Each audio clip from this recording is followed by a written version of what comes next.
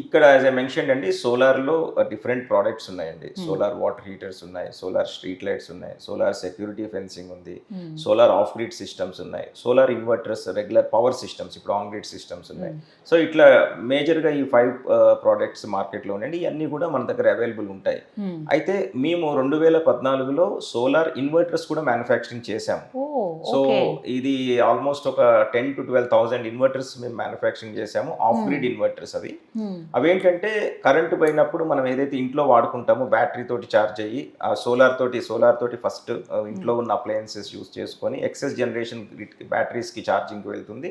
Power పోయినప్పుడు ఈ batteries ఏదైతే డిశ్చార్జ్ అవుతాయో మళ్ళీ నెక్స్ట్ డే మార్నింగ్ సోలార్ తోటి బ్యాటరీస్ ఛార్జ్ అవుతాయి.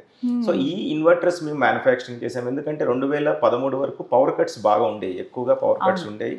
అండ్ టైంకి సమ్మర్లో అయితే 4 to 5 hours పవర్ కట్ ఉండేది. సో ఆ టైంలో కొన్నిసార్లు 10-15 గంటలు కూడా ఊర్లలో విలేజెస్లో పవర్ కట్ చూసాము మనం. సో దాన్ని దృష్టిలో పెట్టుకొని మేము ఈ ఇన్వర్టర్స్ మ్యానుఫ్యాక్చరింగ్ చేసాము. అండ్ తర్వాత మెల్లగా 2015, 16, 17కి స్లోగా పవర్ కట్స్ అనేది కంప్లీట్గా పోవటంతో we stop manufacturing of grid inverters, but we also did that. So ఇప్పుడు మీ క్వశ్చన్ లైక్ ఉన్న వాటిల్లో సోలార్ ఆన్ గ్రిడ్ సిస్టమ్స్ అండి. ఇప్పుడు మార్కెట్లో 90% సోలార్లో ఏదైనా యాక్టివిటీ అవుతుంది అంటే అది సోలార్ ఆన్ గ్రిడ్ సిస్టమ్స్ మాత్రమే. అంటే ఇవన్నీ గ్రిడ్ కనెక్టెడ్ సిస్టమ్స్. దాంట్లో మనకి రెసిడెన్షియల్ మీరు అడిగారు, తీసుకుంటే కనుక ఫస్ట్ మనం రెసిడెన్షియల్ మన ఇంట్లో ఏ అయితే మనం కరెంట్ ఎక్విప్మెంట్స్ వాడుకుంటామో అది టీవీ కావచ్చు, ఫ్రిడ్జ్ కావచ్చు, ఏసీ కావచ్చు, ఏదైనా కావచ్చు, అన్ని కూడా నడుస్తాయండి. ఎక్కడ కూడా మనం లోడ్కి అనేది కనెక్ట్ చెయ్యము ఈ ఆన్ గ్రిడ్ సిస్టంలో.